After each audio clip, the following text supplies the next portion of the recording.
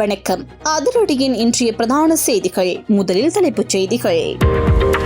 சாரதிக்கு தெரியாமல் வாகனத்தை எடுத்து ஓட்டிய சிறுவன் திடீரென கடைக்குள் பாய்ந்த பேருந்து அம்பாறையில் சம்பவம்.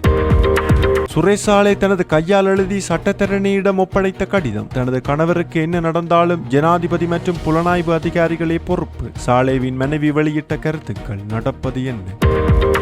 யாழ்ப்பாணத்தில் பேருந்தில் பயணித்த யுவதிக்கு இராணுவ வீரர் செய்த மோசமான செயல். வெளியான திடுக்கிடும் தகவல். போலீசாரின் அதிரடி. நாட்டை அதிர வைத்த அடுத்தடுத்த விபத்துக்கள். 85 பேர் காயம், 5 பேர் பலி. வெளியான சோக சம்பவம்.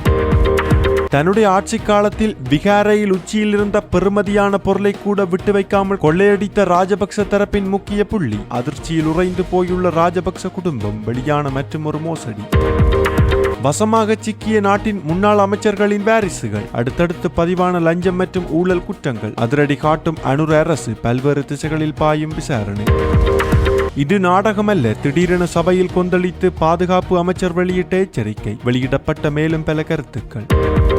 பலரை ஏமாற்றி பெண்ணொருவர் செய்த மோசமான செயல். திடீரென சுற்றி வளைத்த குற்றப்புலனாய்வு பிரிவினர். விசாரணையில் அம்பலமான திடுக்கிடும் தகவல்கள். தொடர்பான விரிவான செய்திகள். விரிவான செய்திகளுக்கு செல்ல முன்னர் இது போன்ற செய்திகளை உடனுக்குடன் அறிந்து கொள்ள எமது அதிரடி சேனலை சப்ஸ்கிரைப் செய்து கொள்ளுங்கள். யாழ்ப்பாணத்தில் பயணித்துக் கொண்டிருந்த பேருந்தில் இளம்பெண் ஒருவருக்கு பாலியல் தொந்தரவு கொடுத்ததாக கூறப்படும் குற்றச்சாட்டில் ராணுவ கேப்டன் தர அதிகாரி ஒருவர் போலீசாரால் கைது செய்யப்பட்டுள்ளார். போலீசார் தெரிவிப்பதாவது, யாழ்ப்பாண நகரிலிருந்து பலாலி நோக்கி பயணித்துக் கொண்டிருந்த பேருந்தில் இளம்பெண் ஒருவரிடம் குறித்த நபர் முறையற்ற விதத்தில் நடந்து கொண்டு பாலியல் தொந்தரவு செய்ததாக கூறப்படுகின்றது. இதையடுத்து பாதிக்கப்பட்ட இளம்பெண் தொலைபேசி மூலம் யாழ்ப்பாண போலீசாருக்கு தகவல் வழங்கியுள்ளார். அதனைத் தொடர்ந்து உடனடியாக நடவடிக்கை எடுத்த போலீசார் ஆரியகுளம் பகுதியில் பேருந்தை வழிமறித்து சந்தேக நபரை கைது செய்துள்ளனர். மேற்கொள்ளப்பட்ட ஆரம்பகட்ட விசாரணைகளில் கைது செய்யப்பட்ட நபர் பலாலி ராணுவ முகாமில் பணியாற்றும் 9வது காலாட்படை பிரிவை சேர்ந்த கேப்டன் தர அதிகாரி என்பது தெரிய வந்துள்ளது. சம்பவம் தொடர்பான சந்தேக நபர் தற்போது யாழ்ப்பாண போலீஸ் நிலையத்தில் தடுத்து வைக்கப்பட்டுள்ளதுடன் மேலதிக விசாரணைகள் தொடர்ந்து முன்னெடுக்கப்பட்டு வருகின்றன.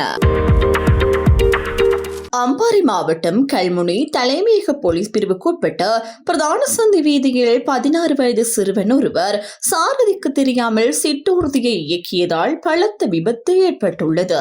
இந்த சம்பவம் நேற்று இடம்பெற்றதாக போலீசார் தெரிவித்துள்ளனர். வழக்கமாக மரக்கறிகளை சந்தைக்கு கொண்டு வரும் இந்த சிற்றூர்தியின் சாரதி வேலை நிமித்தமாக சிறிது நேரம் அங்கிருந்து சென்றிருந்ததாக கூறப்படுகின்றது. அந்த சந்தர்ப்பத்தில் 16 வயதுடைய சிறுவன் வாகனத்தின் சாவியை எடுத்து சாரதிக்கு தெரியாமல் சிற்றூர்தியை இயக்கியதாக ஆரம்பகட்ட விசாரணைகளில் தெரிய வந்துள்ளது. இதன்போது சிற்றூர்தி கட்டுப்பாட்டை இழந்து மின்கம்பம், வீதி அபிவிருத்தி அதிகார சபைக்கு சொந்தமான போக்குவரத்து சமிஞ்சை கம்பம், பல கடைகள் மற்றும் துவிச்சக்கர வண்டிகள் மீது மோதியதில் கணிசமான சேதம் ஏற்பட்டுள்ளது. அதிர்ஷ்டவசமாக இந்த விபத்தில் உயிரிழப்புகள் எதுவும் பதிவாகவில்லை என தெரிவிக்கப்படுகின்றது. விபத்தை ஏற்படுத்திய சிறுவன் பின்னர் அருகிலிருந்த கல்முனை தலைமையக போலீஸ் நிலையத்தில் சரணடைந்துள்ளார். சம்பவம் தொடர்பில் வாகனத்தின் சாவியை சிறுவன் தனக்கு தெரியாமல் எடுத்துச் சென்றதாக சாரதி போலீசாரிடம் தெரிவித்துள்ளார். இந்த சம்பவம் தொடர்பான மேலதிக விசாரணைகளை கல்முனை தலைமையக போக்குவரத்து போலீசார் முன்னெடுத்து வருகின்றனர். தியத்தலாவு தொடருந்து நிலையம் அருகே இடம்பெற்ற அரசு பேருந்து விபத்துக்கு காரணம் அந்த பேருந்தின் தடுப்பு முறைமையில் ஏற்பட்ட கோளாறு என போலீசார் தெரிவித்துள்ளனர். பிரதான சாலையிலிருந்து தொடருந்து நிலைய சாலைக்கு திரும்பிக் கொண்டிருந்த போது பேருந்தின் பிரேக் அமைப்பு செயலிழந்ததாக ஆரம்பகட்ட விசாரணையில் தெரிய வந்துள்ளது. இந்த விபத்தில் 44 பேர் காயமடைந்துள்ளனர். அவர்கள் தற்போது தியத்தலாவு ஆதார மருத்துவமனையில் சிகிச்சை பெற்று வருகின்றனர். காயமடைந்தவர்களில் யாரும் கவலைக்கிடமான நிலையில் இல்லை எனவும் போலீசார் தெரிவித்துள்ளனர். இதற்கிடையில் கடந்த 24 மணி நேரத்தில் நாடு முழுவதும் இடம்பெற்ற சாலை விபத்துகளில் 5 பேர் உயிரிழந்துள்ளதுடன் 85 பேர் காயமடைந்துள்ளனர் என போலீசார் தெரிவித்துள்ளனர். அரளகண்வில பொலண்டர்வு வீதியில் குடவேவு பகுதியில் லொரி ஒன்று கட்டுப்பாட்டை இழந்து வீதியை விட்டு விலகி விபத்துக்குள்ளானதில் ஒருவர் உயிரிழந்துள்ளதுடன் இருவர் காயமடைந்துள்ளனர். அதேபோல் தம்புத்தெகம கல்நெவு வீதியில் ரஜினி சந்திப்பு அருகே வாடகை கார் ஒன்று மோட்டார் சைக்கிள் மீது மோதியதில் கல்நெவு பகுதியைச் சேர்ந்த 27 வயதுடைய இளைஞன் ஒருவர் உயிரிழந்துள்ளார். வெளிமட பண்டாரவெள வீதியில் மிரகாவத்த பகுதியில் லொரி மோதியதில் 58 வயதுடைய பெண் ஒருவர் உயிரிழந்துள்ளார். மற்றொரு சம்பவத்தில் மெனுவாங்குட புறவழி சாலையில் நிறுத்தப்பட்டிருந்த ட்ரைலரில் மோட்டார் சைக்கிள் மோதியதில் 40 வயது ஆண் ஒருவர் உயிரிழந்துள்ளதுடன் மேலும் ஒருவர் காயமடைந்துள்ளார். கொழும்பு கண்டி வீதியில் மொளகுடு பகுதியில் பேருந்து மோதியதில் பாதசாரி ஒருவர் உயிரிழந்துள்ளார். அவர் மொளகுடு பகுதியை சேர்ந்த 50 வயது நபர் என தெரிவிக்கப்பட்டுள்ளது. இதற்கிடையில் நேற்று கந்தர தலல்ல பகுதியில் 2 பேருந்துகள் நேருக்கு நேர் மோதிய விபத்தில் 38 பேர் காயமடைந்தமை குறிப்பிடத்தக்கது. வெளிநாடுகளில் வேலைவாய்ப்பு பெற்றுத் தருவதாக கூறி பலரிடம் பண மோசடியில் ஈடுபட்டதாக சந்தேகிக்கப்படும் ஒரு பெண் ஹொரணி விசேட குற்றவியல் பிரிவினரால் கைது செய்யப்பட்டுள்ளார். வேலைவாய்ப்பு வழங்குவதாக கூறி சுமார் 20 லட்சம் ரூபாய் மோசடி செய்யப்பட்டதாக கிடைத்த முறைப்பாட்டின் அடிப்படையில் இந்த விசாரணை ஆரம்பிக்கப்பட்டது என போலீசார் தெரிவித்துள்ளனர். இதற்கிடையில் நேற்று காலை அலுப்போம் உள்ள போலீஸ் பிரிவுக்குட்பட்ட பகுதியில் ஹொரணி விசேட குற்றவியல் பிரிவினர் மேற்கொண்டு நடவடிக்கையின் போது குறித்த சந்தேக நபர் கைது செய்யப்பட்டுள்ளார். கைது செய்யப்பட்ட பெண் பானதுறை பகுதியை சேர்ந்த 41 வயதுடையவர் என போலீசார் தெரிவித்துள்ளனர். இந்த சம்பவம் தொடர்பாக மேலதிக விசாரணைகள் தொடர்ந்து நடைபெற்று வருகின்றன. தேசிய புலனாய்வு சேவையின் முன்னாள் பணிப்பாளரும் ஓய்வு பெற்ற மேஜர் ஜெனரலுமான சுரேசாலே மாரடைப்பு காரணமாக கொழும்பு தேசிய வைத்தியசாலையின் இதயவியல் பிரிவில் அனுமதிக்கப்பட்டுள்ளார். அவர் தற்போது விசேட மருத்துவ கண்காணிப்பின் கீழ் சிகிச்சை பெற்று வருவதாக தெரிவிக்கப்பட்டுள்ளது. இதற்கிடையில் நேற்று வைத்தியசாலைக்கு வந்த பின்னர் ஊடகங்களிடம் கருத்து தெரிவித்த அவரது மனைவி கடந்த புதன்கிழமை தனது உயிருக்கு ஏதேனும் ஆபத்து ஏற்பட்டால் யார் பொறுப்பேற்க வேண்டும் என்பது குறித்து சுரேஷாலே தனது வழக்கறிஞரிடம் கைப்பட எழுதிய ஆவணம் ஒன்றை ஒப்படைத்திருந்ததாக தெரிவித்துள்ளார். அந்த ஆவணத்தில் ஜனாதிபதி அனுரகுமார் திசாநாயக்க, பொது பாதுகாப்பு அமைச்சின் செயலாளர் ரவீஷ் சனரவித்ன, குற்றப்புலனாய்வு துறையின் பணிப்பாளர் சிரேஷ்ட போலீஸ் அத்தியட்சகர் ஷானி அபிஷேகர் மற்றும் மேலும் சிலரே தனக்கு ஏதேனும் நேர்ந்தால் அதற்கு பொறுப்பேற்க வேண்டும் என குறிப்பிடப்பட்டிருந்ததாக அவர் கூறினார். மேலும் அன்று வழக்கறிஞர் வந்தபோது தனக்கு ஏதாவது நேர்ந்தால் ஜனாதிபதி ரவிசனரவித்ன, ஷானி மற்றும் இன்னும் சிலரை பொறுப்பேற்க வேண்டும் என்று சுரேஷ் தனது சொந்த கையெழுத்தில் எழுதி வழங்கியிருந்தார். சம்பந்தப்பட்ட அதிகாரிகள் இதை அறிந்து தேவையான நடவடிக்கைகளை எடுக்க வேண்டும் என்றும் அவரது மனைவி தெரிவித்துள்ளார். ருவன்வெளி சாய விகாரையின் கோபுர உச்சியில் அமைந்திருந்து சூடாமணி கல்லில் பதிக்கப்பட்டதாக கூறப்படும் சுமார் 1500 கோடி ரூபாய் பெறுமதியான அரிய ரத்தின கற்கள் கொள்ளையடிக்கப்பட்டதாக குற்றப்புலனாய்வு திணைக்களத்தில் முறைப்பாடு ஒன்று பதிவு செய்யப்பட்டுள்ளது. சிவஹெல பொது பௌர அமைப்பின் மலிதேவு தேரர், இசுரமுடியே சித்தார்த்த தேரர் மற்றும் சமூக ஆர்வலர் துலான் சேனா தேரர் ஆகியோர் முன்னாள் ஜனாதிபதி கோட்டாபய ராஜபக்சவுக்கு எதிராக இந்த முறைப்பாட்டை நேரடியாக சிஐடி தலைமையகத்தில் கையளித்துள்ளனர்.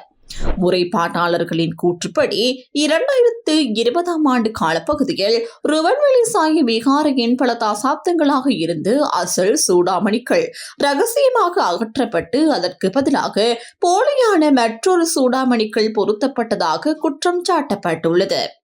அத்துடன் அசல் சூடாமணி கல்லில் பதிக்கப்பட்டிருந்த சுமார் 1500 கோடி ரூபாய் பெறுமதியான அரிய ரத்தின கற்கள் முழுமையாக திருடப்பட்டதாகவும் முறைப்பாட்டில் தெரிவிக்கப்பட்டுள்ளது.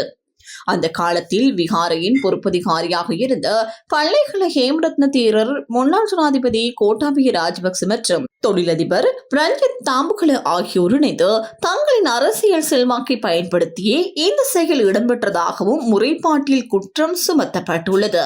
மேலும் கடந்த அரசுகளின் காலத்தில் இந்த விவகாரம் தொடர்பாக முறைப்பாடுகள் செய்யப்பட்ட போதிலும் அப்போதைய அரசியல் செல்வாக்கு காரணமாக உரிய விசாரணைகள் நடைபெறவில்லை என்றும் முறைப்பாடு செய்து சமூக ஆர்வலர்களே கைது செய்யப்பட்டதாகவும் அவர்கள் தெரிவித்துள்ளனர். அதேவேளை அசல் சூடாமணிகள் அகற்றப்பட்ட காலகட்டத்திலேயே கோட்டாபய ராஜபக்ச ருவன்வெளி சாயும் முன்பாக ஜனாதிபதியாக பதவியேற்று இருந்தார் என்றும் அந்த சம்பவம் தொடர்பில் முழுமையான மற்றும் பாரபட்சமற்ற விசாரணை நடத்தப்பட வேண்டும் என்றும் முறைப்பாட்டாளர்கள் வலியுறுத்தியுள்ளனர். இதனுடன் தொடர்புடைய அனைத்து தரப்பினரையும் சட்டத்தின் முன் நிறுத்தி உண்மையை வெளிக்கொணர விசேட விசாரணை குழு ஒன்றை நியமிக்குமாறும் அவர்கள் அரசிடம் கோரிக்கை விடுத்துள்ளனர். போதைப்பொருள் ஒழிப்பு நடவடிக்கைகள் வெறும் நாடகமல்ல என பொது பாதுகாப்பு அமைச்சர் ஆனந்த் விஜயபால தெரிவித்துள்ளார். முன்னைய அரசாங்கங்களில் மேற்கொள்ளப்பட்ட நடவடிக்கைகளைப் போல அல்லாமல் தற்போதைய அரசாங்கத்தின் நடவடிக்கைகள் உண்மையான மற்றும் நிலையான திட்டத்தின் கீழ் முன்னெடுக்கப்படுகின்றன என்றும் அவர் குறிப்பிட்டுள்ளார். தேசிய போதைப்பொருள் எதிர்ப்பு பேரணியில் கலந்து கொண்டு உரையாற்றிய போதே அமைச்சர் இதனை தெரிவித்துள்ளார். அவர் மேலும் கூறுகையில், உலகளாவிய அளவில் பேரழிவாக உருவெடுத்துள்ள போதைப்பொருள் பாவனையும் போதைப்பொருள் கடத்தலும் இலங்கைக்கு மிகப்பெரிய அச்சுறுத்தலாக மாறியுள்ளதாக தெரிவித்துள்ளார். ஒரு சமூகமாக இந்த அழிவை நோக்கி இனிமேலும் ஒரு அங்குலம் கூட நகரக்கூடாது எனவும் எந்தவிதமான சவால்கள் வந்தாலும் இந்த நடவடிக்கையை பின்வாங்க மாட்டோம் எனவும் அவர் வலியுறுத்தியுள்ளார். கடந்த காலங்களில் மேற்கொள்ளப்பட்ட போதைப் பொருள் எதிர்ப்பு நடவடிக்கைகள் போல இது வெறும் மேடை நாடகமாக இருக்காது என்றும் அமைச்சர் குறிப்பிட்டுள்ளார். நாட்டையும் எதிர்கால சந்ததியினரையும் இது பேரழிவிலிருந்து காப்பாற்றும் வகையில் யதார்த்தமான மற்றும் செயல்படுத்தக்கூடிய திட்டங்கள் தற்போது முன்னெடுக்கப்பட்டுள்ளதாகவும் அவர் தெரிவித்துள்ளார்.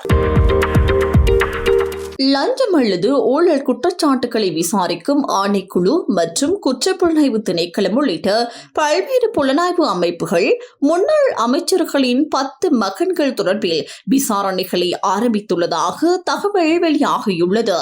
லஞ்சம், ஊழல் மற்றும் பல்வேறு முறைகேடுகள் தொடர்பான குற்றச்சாட்டுகளின் அடிப்படையிலேயே இந்த விசாரணைகள் முன்னெடுக்கப்பட்டு வருகின்றன. அதேவேளை பாதாள உலகத்துடன் தொடர்பு வைத்திருந்ததாக கூறப்படும் சில முன்னாள் அமைச்சர்களின் மகன்கள் தொடர்பிலும் விசாரணைகள் நடைபெற்று வருவதாக மூத்த காவல்துறை அதிகாரி ஒருவர் கொழும்பு ஊடகம் ஒன்றுக்கு தெரிவித்துள்ளார். சந்தேக நபர்கள் வெளிநாடுகளுக்கு தப்பிச் செல்லாமல் தடுக்கும் வகையில் தேவையான நடவடிக்கைகளும் எடுக்கப்பட்டுள்ளதாக தெரிவிக்கப்படுகின்றது. இதுவரை முன்னாள் அமைச்சர்களின் மகன்களான மூவர் ஊழல் குற்றச்சாட்டுகள் மற்றும் பாதாள உலக தொடர்புகள் தொடர்பாக கைது செய்யப்பட்டுள்ளதாகவும் கூறப்படுகின்றது. அண்மையில் முன்னாள் நீதியமைச்சர் விஜயதாஸ் ராஜபக்சவின் மகன் ராகித் ராஜபக்சவும் லஞ்ச குற்றச்சாட்டின் பேரில் கைது செய்யப்பட்டிருந்தார். விசாரணைகளில் கடந்த அரசுகளின் காலத்தில் சில அமைச்சர்களின் மகன்கள் தங்கள் தந்தையரின் அரசியல் செல்வாக்கை பயன்படுத்தி பல்வேறு ஊழல் மற்றும் முறைகேடுகளில் ஈடுபட்டிருக்கலாம் என்ற தகவல்கள் வெளியாகியுள்ளதாக கூறப்படுகின்றது. மேலும் சில சம்பவங்களில் முன்னாள் அமைச்சர்களே நேரடியாக உதவி செய்திருக்கலாம் என்ற சந்தேகமும் விசாரணைகளில் எழுந்துள்ளதாக குற்றப்புலனாய்வு திணைக்கள வட்டாரங்கள் தெரிவித்துள்ளன. இதன் அடிப்படையில் முன்னாள் அமைச்சர்களிடமிருந்து விரைவில் வாக்குமூலங்கள் பதிவு செய்யப்பட உள்ளதாக தெரிவிக்கப்படுகின்றது. போதுமான ஆதாரங்கள் சேகரிக்கப்பட்ட பின்னரே கைது உள்ளிட்ட சட்ட நடவடிக்கைகள் மேற்கொள்ளப்படும் என்றும் அதிகாரிகள் குறிப்பிட்டுள்ளனர். மேலும் பல்வேறு ஊழல் குற்றச்சாட்டுகளுக்கு உள்ளான முன்னாள் அமைச்சர்களின் உறவினர்கள் தொடர்பிலும் விசாரணைகள் ஆரம்பிக்கப்பட்டுள்ளதாக லஞ்சம் அல்லது ஊழல் குற்றச்சாட்டுகளை விசாரிக்கும் ஆணைக்குழு தெரிவித்துள்ளது. இத்துடன் அதிரடியின் இன்றைய பிரதான செய்திகள் நிறைவடைகின்றன. எமது செய்தி தொடர்பான உங்களுடைய கருத்துக்களை மறக்காமல் கமெண்டில் பதிவிடுங்கள்.